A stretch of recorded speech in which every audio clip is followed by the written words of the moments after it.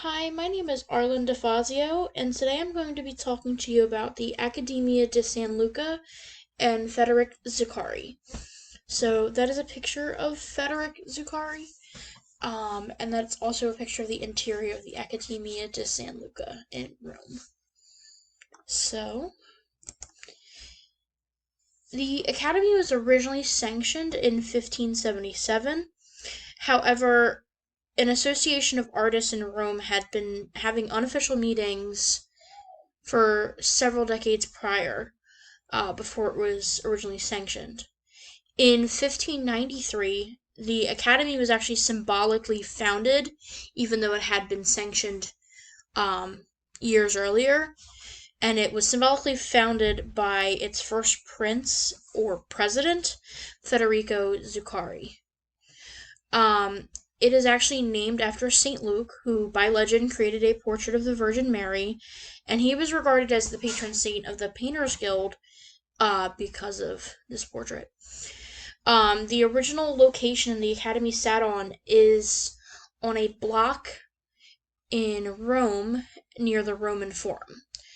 So the original building no longer exists though because it's no longer standing. So the new building is actually nearby and it's pictured in this picture.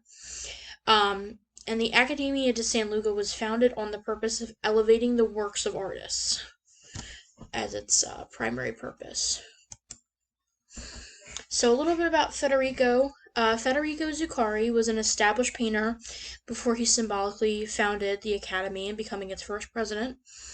Zuccari was involved in numerous fresco projects throughout Italy. Possibly one of his most recognizable projects, if you've taken art history, was the fresco he finished in the Rome of the Florence Cathedral, which is I am going to butcher this, but the Cathedral di Santa Maria del Fiore. He took over the dome's fresco, which was originally started by another notable art educator slash historian that we've talked about, Giorgio Vasari. So that's a little bit about the first president. Teaching has always been a priority at the Academy since its foundation. It hosts many conferences and symposiums, and its courses were mainly based on drawing, painting, sculpture, and architecture. There was a heavier focus on drawing, because obviously most weight was placed on that as being a foundation to the other elements of art. As one of the statutes from its foundation, there was a directive that every artist that attended was to donate a work of their own art as well as a future portrait. So, because of this, they have amassed a very large, one-of-a-kind collection of paintings, sculptures, and portraits, with, I believe, the total being into well over 500 just paintings. And the amount of drawings that they have in their collection is probably, more than they even know at this point. So the creation of this academy and the fact that it was founded with papal backing was evidence that the job of artist was becoming a respectable career in the eyes of the public. In 1874, the Academy began to delegate the aspect of their teaching, their courses in, the drawing, painting, sculpture, and architecture.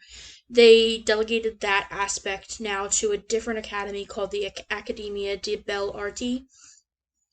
However, the academy itself is still active today. However, it mainly focuses on the museum and art enrichment aspect. So today, the academy organizes exhibitions in its house. So much like in the pictures that you see on the side. And it loans out pieces nationally and internationally, focusing on the conservation of their artwork. They also distribute various scholarships and prizes to young artists and scholars. So, that's the Accademia di San Luca, and here are my sources, and thank you for listening to me.